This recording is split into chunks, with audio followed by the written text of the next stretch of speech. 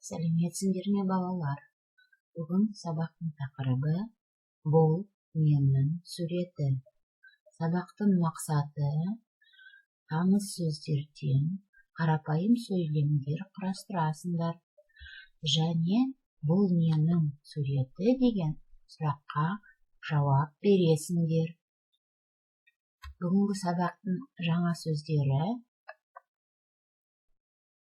тау, гора, бұлт, туча, күн, солнце, сурет, рисунок, ненің, чего, ағаш, дерево, қоршаған орта, окружающая среда, қарашы, посмотри, пожалуйста, қарлығаш, ласточка, табиғат, природа, аспан, небо, бәйшешек, подснежник, тау, бұлт, күн, сурет, ненің, ағаш, қоршаған орта, қарашы, қарлығаш, табиғат, аспан, бәйшешек. Ал балалар, бұл сөздерді сөздік дәптерге жазу керек.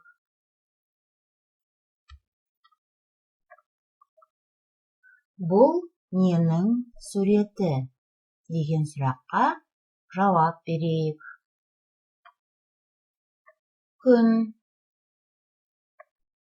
бұлт, аю, арыстан, гүл, тау.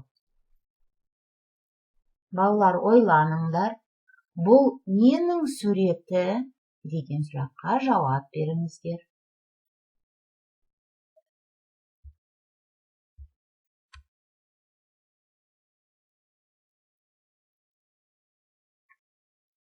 Ал енді тексерейік. Бұл ненің суреті? Бұл күннің суреті. Бұл ненің суреті? Бұл бұлттың суреті. Бұл ненің суреті? Бұл аюдың суреті. Бұл ненің суреті? Бұл арыстанның суреті. Бұл ненің суреті? Бұл таудың суреті. Бұл ненің суреті? Бұл гүлдің суреті. Жарайсыңдар, балалар. Ал енді мынау ережеге назар аударыңыздар. Кімнің, ненің деген сұрақтарға жауап беру үшін біз, балалар, сөздердің соңында осындай қосымшаларды қосамыз. Ның, нің, дың, дың, тың, тың. Мысалы, алманың, таудың, гүлдің, бұлттың, ағаштың, аюдың, арыстанның, иттің, мысықтың. Бұл ережені сөздік дәптердің соңына жазыңдар. Ал енді оқулықтағы 79-шы бетті ашып, екінші тапсырманы қараңыздар.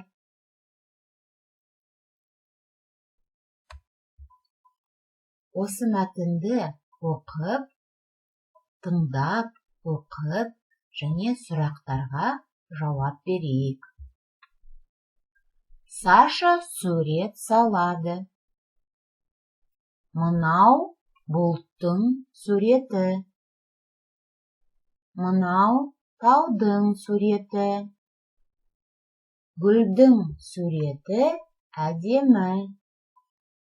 Бұл қоршаған ортаның суреті. Оқыңдар, балалар.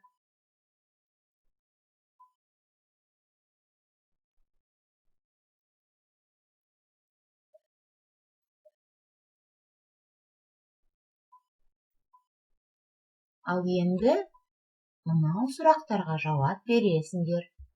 Саша не салады? Мынау ненің суреті?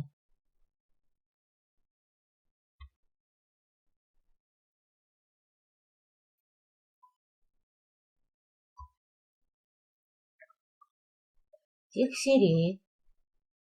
Саша не салады? Саша сурет салады.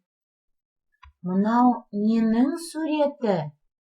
Мынау бұлттың, таудың, гүлдің, қоршаған ортаның суреті. Ал балалар, енді біз қайталайық. Қандай сөздерді біз бүгін қандай сөздермен таныстық? Тау, бұлт, күн, сурет, ненің? Ағаш, қоршаған орта, қарашы, қарлығаш, табиғат, аспан, бәйшешек. Ал енді балалар, айтыңдаршы маған, нені біз қоршаған